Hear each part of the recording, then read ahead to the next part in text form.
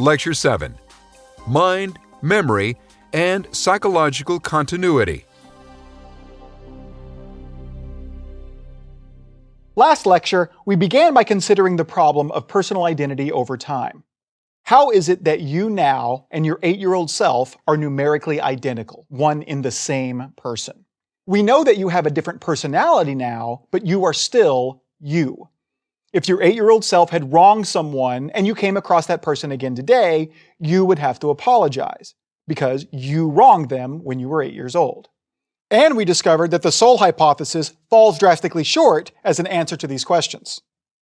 One thought experiment philosophers often use to pull out our intuitions on these topics is the transporter example.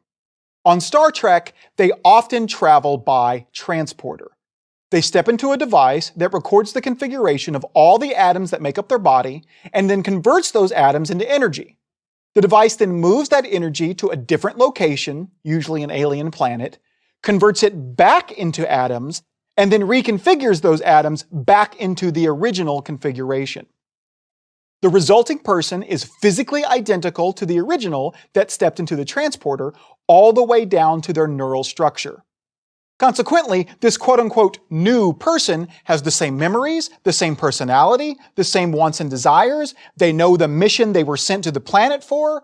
Their entire mentality is identical to the mentality of the original person. Let's call this material transportation. So here's the question.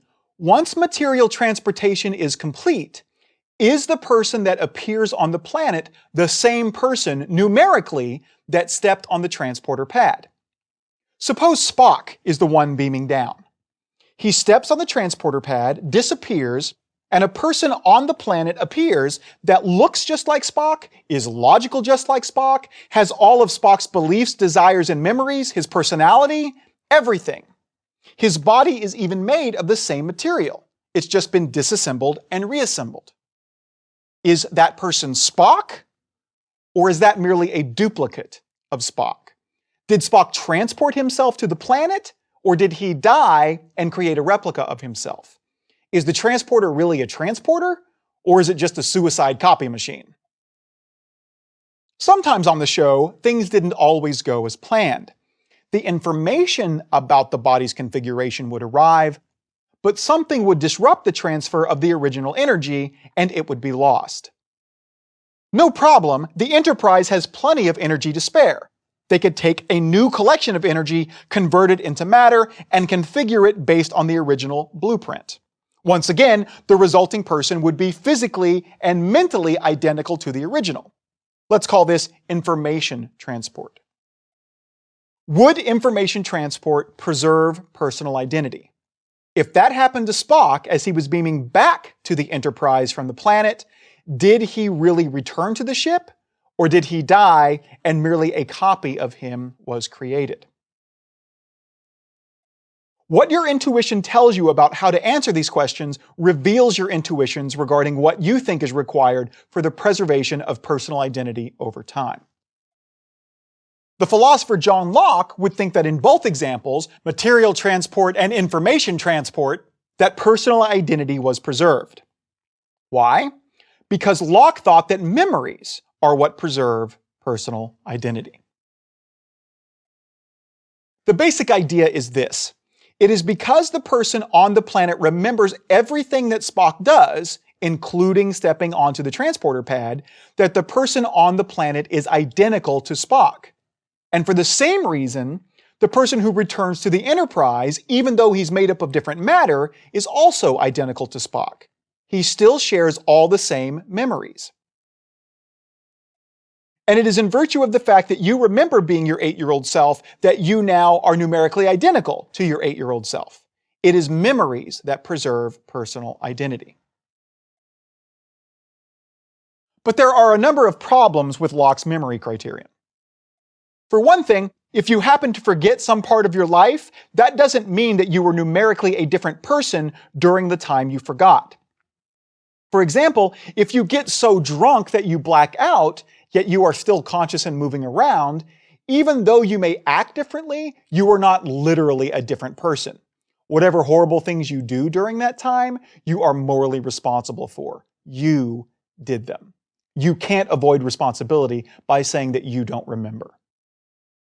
If Locke's criterion was correct, serial killers could avoid divine judgment at the last day by simply giving themselves amnesia. Maybe hitting themselves on the head or drinking some memory-erasing potion that erases their knowledge of their entire life. But this doesn't seem right. The fact that you forget doing something doesn't mean that you're not the one who did it. In addition, your memory has significant gaps in it. For example, you don't remember every moment of the previous year. Yet you were the same person all of the previous year. So it doesn't seem that memory really tracks personal identity in the direct corresponding way that it should. One of John Locke's contemporaries, a philosopher named Thomas Reid, argued against Locke's criterion with what has come to be known as the senile general example. Suppose a child grows up to be an officer who performs great acts of bravery in battle. That officer then one day gets promoted to general, but in his old age he becomes senile. He forgets being the brave soldier, but does still remember his childhood. By Locke's criterion, it seems that the senile general would have to both be and not be identical to the brave soldier. He must be identical to the child because he remembers being the child and so is identical to him. And since the brave soldier remembers being the child, the brave soldier must be identical to the child as well. And so, the senile general must be identical to the brave soldier. If A equals B and B equals C, then A equals C. Yet, since the senile general does not directly remember being the brave soldier, Locke's criterion would also suggest that they are not identical. But the general can't both be and not be identical to the brave soldier. And so something must be wrong with Locke's criterion. Now we can actually tweak Locke's theory to avoid these objections. Locke is susceptible to such worries because he requires direct memories. But if you allow for memory overlap to preserve identity, you could avoid many of these problems. For example, we don't have to worry about the fact that we have forgotten episodes of our lives since there is overlap between each moment. Right now you remember the last moment, and in the last moment you remember the previous moment, etc., etc., etc. We can trace a chain of overlapping memories all the way back through your life. To avoid the senile general problem, you will have to allow for that overlap to preserve identity no matter which direction in time it travels. So, by this modified criterion, the senile general is identical to the brave soldier because we can follow the memory connection from the senile general back down to the child and then trace that connection to the brave soldier. But even this souped-up modified criterion is subject to significant objections. For one, it seems to entail that amnesia could kill a person. If all your memories were erased, you would have no memory connection to your previous self, and thus you would cease to exist. Amnesia would create a brand new person, and that doesn't seem quite right. There are many real-world cases of such things happening. The Bourne Identity series about Special Agent Jason Bourne was actually based on a true story. Not about a secret agent, but about a minister named Bourne who lost his memory and took on a new name. Despite his amnesia, we don't think that the character of Jason Bourne is a new person. For example, we think he deserves his revenge for what the agency did to him before he had amnesia, because we think he was the same person then. Another significant objection to the memory criterion is that it seems to be circular. Think about it this way.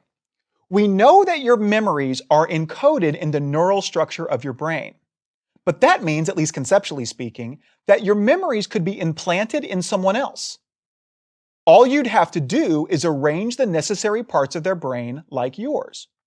So suppose they came to remember your childhood. Would they then be identical to your 8-year-old self? In short, would getting someone else's memories make you identical to that person? It seems not. Your memories belong to you. You don't belong to your memories. It seems plainly obvious that someone else could possess memories that are not their own. But if continuity of memories is what preserves personal identity, that would be impossible. One would be identical to any person whose memories one shared.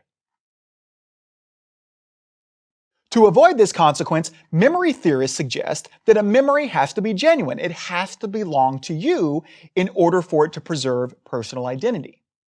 But now they are appealing to facts about personal identity in order to make sense of which memories belong to you, when they were originally using memory to make sense of personal identity. They're arguing in a circle. So the memory criterion seems to fall short. But memory is only one aspect of your mental life. You also have beliefs and desires, a personality, an entire psychology. Perhaps it is the preservation of that psychology over time that preserves personal identity over time. We wouldn't want to say that having the same psychology that you have right now is necessary for your 8-year-old self to be identical to you. The psychology that you had is remarkably different than the one that you have now. But from moment to moment, your psychological states are directly connected. The memories, beliefs, wants, and desires and personality you have at this moment are directly related, even causally related, to the ones that you had a moment ago. Many of them are even the same. And those psychological states are related to the ones that you had before that, and the day before that, and the day before that, etc., etc. There is a strong psychological connection between the temporally adjacent moments of your life. And in virtue of this, there is a psychological continuity that runs through your entire life. So even though you now and your 8-year-old self are not directly psychologically connected, they are psychologically continuous. And so we could say that it is in virtue of psychological continuity that you are the same person over time. Now, we probably want to add a little bit to our criteria of psychological continuity to avoid counterintuitive results revealed by thought experiments. For example, suppose you went to bed tonight and died in your sleep. A sad thought, I know, don't worry, it's just a thought experiment. But suppose at the same time that happened, on the other side of the planet, someone hit their head in just the right and very specific way so that it knocked them out. But when they came to, they had an entirely different psychology. A new personality, a new set of memories, a new set of beliefs and desires, everything about their psychology changed. And suppose, by a complete coincidence, their psychology was perfectly continuous with yours. The memories they now have, the personality they developed, their psychology is now exactly like the psychology you had. Again, this is a complete coincidence. The fact that this happened has nothing to do with the fact that you died, and would still have happened had you not died. Would this person be numerically identical to you? Did this strange coincidence prevent your non-existence? Most philosophers think not, and my guess is that you agree. I know I do. It seems that if some future person is going to be you, there has to be some kind of causal connection between you and them. The reason that future person has the psychology they have has to be, in some sense, brought about by the psychology that you now have. That they have a psychology that is continuous with yours can't be a mere coincidence. So, very formally, we could put our psychological continuity criterion for personal identity over time like this. Psychological continuity exists between persons if and only if there are overlapping chains of strong psychological connectedness, and those persons are numerically identical, they are one and the same person, if and only if there is psychological continuity, and that continuity is the result of a causal connection. Some might wonder if any kind of causal connection will do. After all, the causal connection that exists between your psychological states on a day-to-day basis is different than the causal connection that exists between, say, the Spock that steps onto the transporter pad and the one that appears on the planet. But when you start digging into it and try to figure out the difference between different kinds of causal connections and which ones would preserve identity, usually you just end up arguing in a circle. If you think that matter transportation preserves identity, but information transportation does not, then you'll define the necessary causation in that way. If you think that neither preserves identity, then you'll define the necessary causation more narrowly. But the only reason you will be able to give for why you should restrict the definition in that way is simply because you think it does or does not preserve personal identity. In other words, you'll just end up saying that the kind of causal connection that is necessary to preserve identity is the kind that preserves identity. which is not philosophically enlightening. For this reason, usually philosophers that defend the psychological continuity criterion think that any kind of causation will do. As long as it's not a coincidence, identity is preserved. But, despite the intuitiveness of this theory, it falls prey to some pretty serious objections. Consider first the following scenario. Suppose I kidnapped you and a stranger about whom you know nothing. Let's call the body you now possess body Y and the mind you now possess mind Y for your body and your mind. Let's call the body the stranger now possesses body S and the mind he possesses mind S, S for stranger. Then I tell you that three things are about to happen. First, I'm going to give a fantastic massage to the person inside of one of those bodies, either body Y or body S.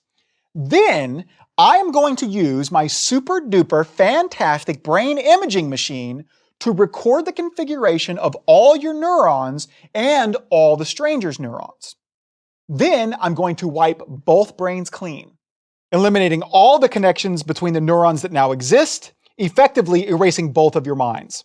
But then I'm going to use my super duper neural configuration machine to write your neural configuration onto the brain of the stranger's body. So the person in body S will then have your memories, your personality. That person will be psychologically continuous with you. And I will do the reverse with the stranger's neural configuration, writing it onto the brain of body Y. Effectively, I will have taken mind Y and put it in body S, and mind S and put it in body Y. Lastly, after this process, I will lavish extreme reward on one of the persons in one of those bodies. $1 million and a lifetime of fantastic massages. Now, there's nothing you can do to prevent the mind switching. I've got you both kidnapped and tied down. But I am going to let you choose which body I will reward, both before and after the mind switching process. Now, let's assume that you're not a caring and loving person who looks out for other people. The happiness of the stranger is of no interest to you. You don't care if they are happy. You just want the reward. With that goal in mind, which bodies do you choose to receive the reward and when? Before the transfer, obviously you choose body Y. It's your body and contains your brain. But after the transfer, which body do you choose? Body Y, which was your body but now contains the stranger's mind, or body S, which was the stranger's body but now contains your mind? If you're like most, you would choose to reward body S, the stranger's body, because you don't think you are in your body anymore. You go with your mind. Your personality, your memories, your beliefs, and desires will be in the stranger's body after the transfer, and so that's where you think you will be after the transfer. And so far, the psychological continuity criterion tracks our philosophical intuitions. Since you would likely reward body S after the transfer because it is psychologically continuous with you, it would seem that you think psychological continuity preserves personal identity. But now, consider a slightly different example. Suppose you've been kidnapped once again by someone intent on torturing you. Let's say they're going to tickle you for days, and you really, really hate being tickled. So much so that you would rather die than go through this. Okay, and this time, I'm not the kidnapper. I swoop in while your kidnapper is out of the room to find you all tied up. Now, I'm a superhero, but I'm a very nerdy superhero. I cannot undo your restraints. And I certainly can't beat up your kidnapper. There's no avoiding it. Your body is going to be tickled and you'd rather die. But, unfortunately, I'm also too weak to kill you with my bare hands. But, I say, never fear. I have a super duper brain configuration device that can format your brain by disconnecting all the connections between your neurons, and then it can reconfigure your neurons so that after the process you will have a totally different personality, a different set of beliefs, and a different set of memories. I can't transfer your psychology to anyone, there is no one else, but the machine will completely sever your psychological continuity. There'll be nothing psychologically similar about the mind in your body after this process. Have I saved the day? By doing this, will I prevent you from being tickled? Or would you think, that's Thanks, but no thanks. Even if you do this, I will still be tickled. I will just have a different personality and set of memories while I'm being tickled. If you're like most, this is what you would say. Writing a different psychology on your brain is not going to keep you from feeling the tickling. These thought experiments reveal a couple of interesting facts. First of all, our intuitions about the survival of personal identity seem to be conflicting. In the first case, you would reward the stranger's body after it had received your psychology because you believe that you are no longer in your body, but are in the stranger's body. In that case, the breaking of psychological continuity was enough to make it true that you were not in your body anymore. But in the second scenario, the breaking of psychological continuity was not enough to establish this. Why was psychological continuity relevant in one case, but not in the other? Yes, in the first case, something else was psychologically continuous with you, but why would that make any difference? If erasing your psychology and putting another one in its place isn't enough to keep you from being tickled in the second thought experiment, why would doing the exact same thing to your body in the first scenario be any different? Wouldn't you still be in your body even though your psychology was written on a different body? Wouldn't the stranger still be in his body despite the fact that your psychology was written on his? We seem to be giving inconsistent answers, yet these are the answers that seem to be most intuitive. But secondly, these thought experiments, especially the second one, seem to reveal that we think there is more to personal survival than mere psychological continuity. Even if our psychology is completely erased and replaced, it would seem that we still exist. We just have a new psychology. If so, the psychological criterion seems to fall short. But maybe your intuitions about this are consistent. Maybe you would choose to reward body S, believing that would be your body after the transfer, and you are also thankful that I am able to break your psychological continuity before your body is tickled. Maybe you really do think this makes you cease to exist and thus would prevent you from being tickled. If so, your intuitions strongly align with the psychological continuity criterion. But even so, there is still a pretty significant objection to this criterion that doesn't merely seem to defy intuition, but defies logic. The crux of the problem is this. Personal identity is unique. One and only one thing can be identical to you. Yet it seems that more than one thing can be psychologically continuous with you. Thus, it seems that psychological continuity cannot account for personal identity. Psychological continuity and personal identity are different kinds of relations. Now, that may have been confusing, so let me elaborate. Let's use the transporter example again. There is this great, super nerdy episode of Star Trek: The Next Generation where the Enterprise visits a planet, Nervala 4. The Enterprise's first officer, Commander William Riker, helped evacuate that planet 8 years before when he was serving aboard the Potemkin as a lieutenant. Commander Riker leads an away team down to the planet only to find himself face to face with, well, himself, a seeming duplicate of himself, a person with the rank of lieutenant that looks and acts identical to Commander Riker. This person has been living on the planet for the last 8 years. Dr. Crusher does some genetic tests on him, and it turns out that Lieutenant Riker has the exact same DNA as Commander Riker. She scans their brains and discovers that they had the same childhood experiences. In fact, all of their experiences were exactly the same up until 8 years ago. Their brains are identical, save some minor differences, due to the fact that they experienced different things in the last 8 years. How is this possible? The Enterprise crew does some investigation and realizes that when Lieutenant Riker was beaming up from Nervala 4 8 years ago, there was some interference. The transporter on the planet recorded the configuration of his atoms and successfully conveyed that information to the transporter on the ship. But after his matter was converted into energy, and while that energy was being sent back up to the ship, something happened and half that energy was reflected back down to the planet. To save Riker, the transporter on the ship compensated by taking a new collection of energy, adding it to what it got from the planet's surface, converting that into matter, and constructing a fully functional William Riker. Believing nothing unusual had happened, the ship flew away and Riker was later promoted to commander and became the first officer of the Enterprise. But the transporter on the planet did the same thing. To save Riker, the transporter on the planet compensated by taking a new collection of energy, adding it to what reflected back, converting that energy back into matter, and constructing a fully functional William Riker. That Riker was subsequently stranded on the planet. Nobody knew what happened, and he remained a lieutenant and was alone until the Enterprise arrived. So, which one is William Riker?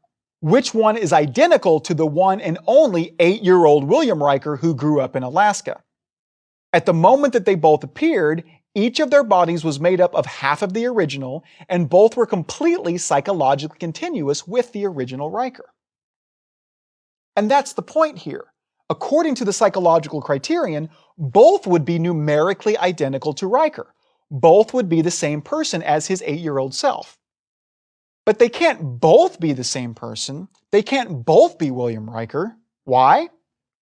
Because if they were, things that are logically impossible would be true. It can't be the case that Riker both did and did not successfully transport up from the planet. It can't be the case that he both is in love and is no longer in love with Counselor Deanna Troi. It can't be the case that he is both a commander and also a lieutenant. Logical contradictions that say something is both true and false cannot be true. Yet if both Commander Riker and Lieutenant Riker are identical to William Riker, logical contradictions are true. It seems that by itself, the psychological continuity criterion can't be correct. In short, if both Commander Riker and Lieutenant Riker are identical to the 8-year-old William Riker, then they are both identical to each other. They are both the same person. If A equals C and B equals C, then A equals B. But clearly, they are not. We've been considering a heavy metaphysical topic, an important question about reality, about the very nature of persons. Today, we have considered the preservation of one's mind as a way to preserve personal identity over time.